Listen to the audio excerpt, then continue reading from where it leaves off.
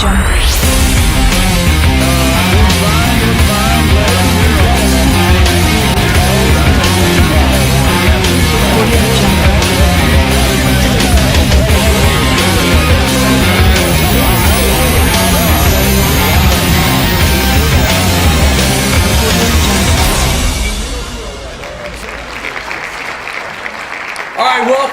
to an exciting episode of LEG TV. We are in full swing of the playoffs, and as you can see, a very special guest is with me, Eric DeVault. Eric, there's a reason you're with me on the show today.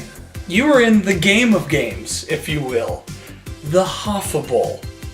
Your opponent, James Yarnell, two-time Hoffa Bowl winner. We'll get to that shortly.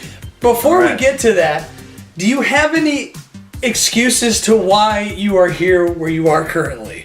I don't have any excuses. Well, other than Peyton Manning can rot in hell. No excuses. Just the luck. I sucked this year, basically. Yeah, pretty much. Sorry. The only thing I can hope for now is not to take home that god awful trophy. Well, let's see. We'll get to that, but let's see how this all went down. Let's go to the playoffs. Alan NESN was upset by Mick Barton. The number 3 seed loses to Mick, the 6th seed. He's going on to play John Dahlgren. He won in big fashion, 214 points to 160. Did you watch any of the game with the Colts with Blake Bortles? I did not. Blake Bortles had a hell of a game, and as well as Odell Beckham Jr. had a big game last night against the Dolphins. Todd Gurley was running hard, and Maximum Barnage was awesome for the Browns. What do you think about the Browns beating the San Francisco 49ers? Well, if we run the ball 30 times, we can beat anybody. Yeah. The problem is we run it 10 times and expect to win. And you don't play the 49ers. And we don't play the 49ers every week, that's right. Wait a minute. That's your team, right? Yeah, shut up. Well, unfortunately for NESN, Jameis Winston did not show up to his game. Only 16 points against the Saints, which is like the worst defense in the league. And also Amari Cooper for the Oakland Raiders. A big fat zero burger for NESN. That's where it all went downhill. A couple good games from Lamar Miller. Julius Thomas had a nice game against the Colts, but it was not enough as Mick pulls off the upset. Now let's go over to a surprising come-from-behind win. Jack Molitor beats defending champion Dan Nickel, 135 to 127, and this all came down to Rob Gronkowski, who wasn't even supposed to play. Oh. And he shows up in a big fashion, and Andy Dalton gets hurt. His quarterback puts up .61 points, and he still pulls off the win. Oh, wow. An amazing feat. Hightower had a good game, who's filling in for the Saints. Because Mark Ingram's gone for the year. And Spiller doesn't even play anymore? No, he sucks. I know, I had him once. Maybe that's why I'm in the Hoffa Bowl. Randall Cobb had a really good game for once. But look at Dan Nickel, just failure all over the board. Tyrod Taylor only scored 21 points. He was supposed to score 24. Adrian Peterson only got 12. Bryant and Macklin as receivers underperformed as well. And really, Jeremy Hill from the Bengals also only 4 points. So Dan Nickel will not be in the dance again this year. Oh. Now let's go over Yikes. to the Bronze Cup or consolation bracket, if you will. Let's start with your game, Eric. All you had to do was beat Pat O'Connor to avoid being in this year's Hoffa Bowl. That's right. And what happened, Mr. DeVault? I actually forget who I even had starting. Who do I got there? I had Fitzgerald and Calvin Johnson. Really, Calvin Johnson, 2 points? You shitting me? Yeah. Those two have been carrying me all year, and Larry Fitzgerald didn't show up. A combined 11 points for Larry Fitzgerald and Calvin Johnson. Crowell was on my bench and scored 30 points. Yep. Another telltale sign, or telltale reason why I'm in the Hoffa.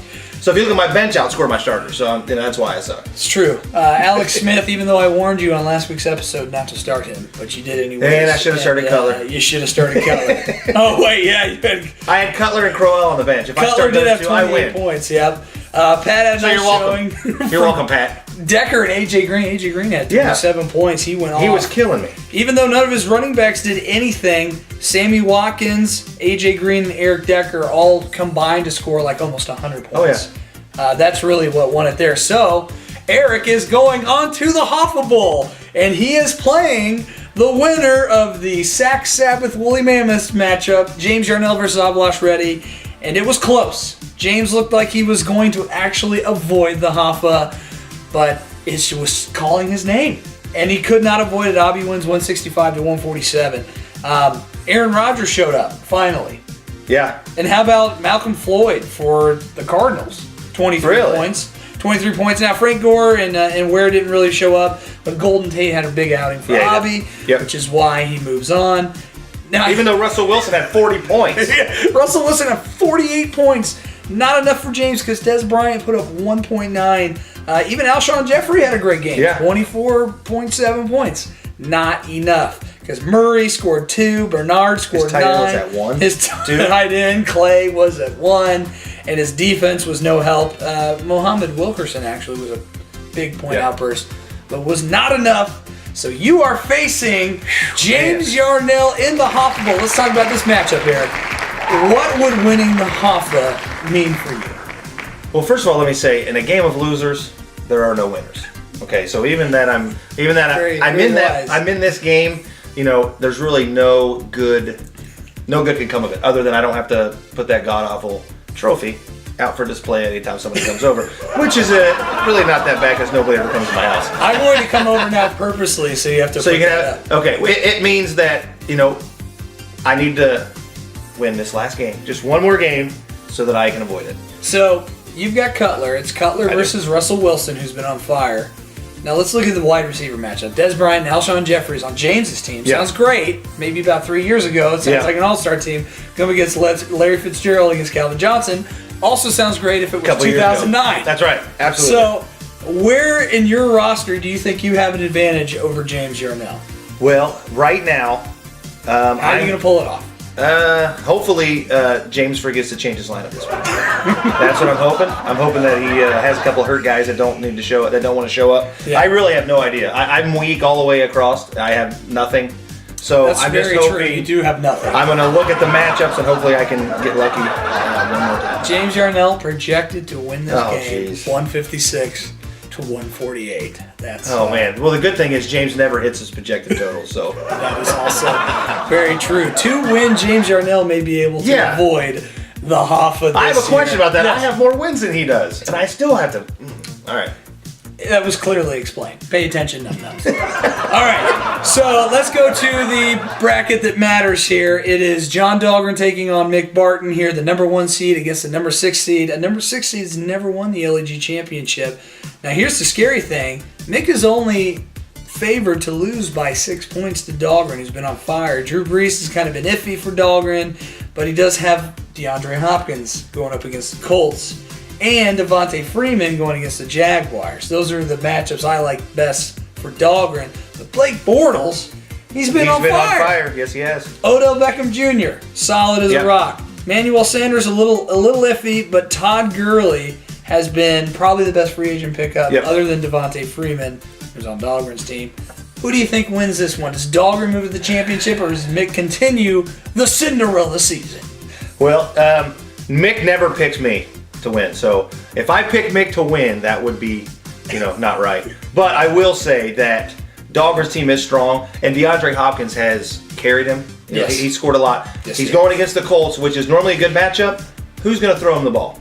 Hoyer's out with a concussion. Ooh, you got TJ Yates. Even with the Colts banged up, with the Colts' terrible secondary, I'm not sure Hopkins is going to do it. Now, with saying all that, I can't believe I'm saying it, but I think Dahlgren will take it. That hurts the soul. I know it does. It does. Yes, it does. Here's the matchup I look forward to the most.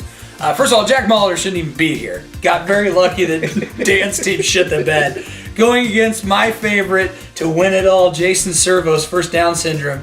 Tom Brady, T.Y. Hilton starting. Both have good matchups. Tom Brady against the Titans. T.Y. Hilton against the Texans. Yeah. But who's going to throw T.Y. Hilton the ball?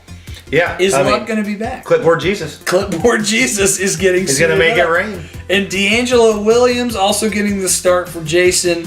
And Servo's putting Kobe Fleener at tight end. Again, going with 2 Colts receivers who may not have a capable quarterback to throw to him.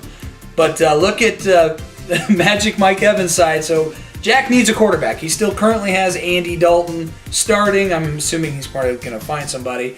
At the wide receiver, I think he's got the advantage with Randall Cobb and Allen Robinson from the Jacksonville Jaguars. Yeah, him and Bortles are, scoring some points. They're hooking up sexually. And Ronnie Hillman, that's a muddy backfield in Denver. So that's really, there's a lot of upside, but there's also a big risk and a big gamble with that.